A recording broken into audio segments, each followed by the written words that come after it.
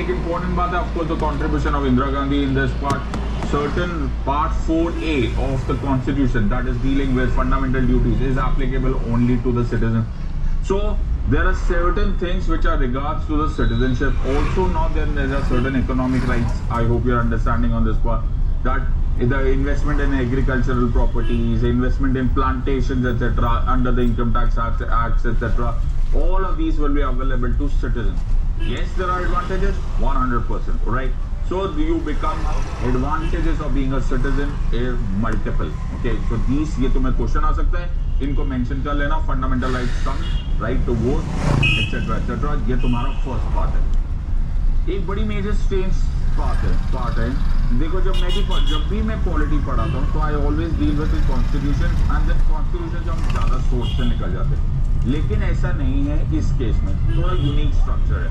Part 2 of the constitution that is which deals with citizenship, उसमें article 5 to article 11 है. Article 5 to article 11 constitution का जो part है which deals with citizenship surprisingly is very limited. Right, it is very limited. Why?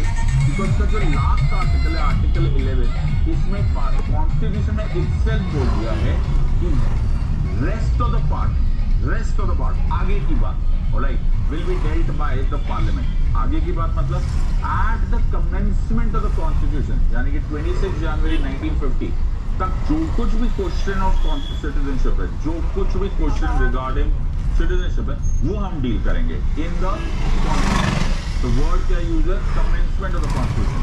तो article 5, 6, 7, 8, 9, 10 and 11 यही है with regards to the citizenship. लेकिन the point here है उससे 26 जनवरी 1950 तक है. 26 जनवरी 1950 के सब्सिक्वेंट स्टेजेस आर्टिकल 11 ने खुद लिख दिया है कि we are leaving it to the parliament. The government will decide. Okay, so the government will decide. So it is future is all with the hands of the central government और the government. पहले देख लेते हैं article 5. Article 5 is dealing with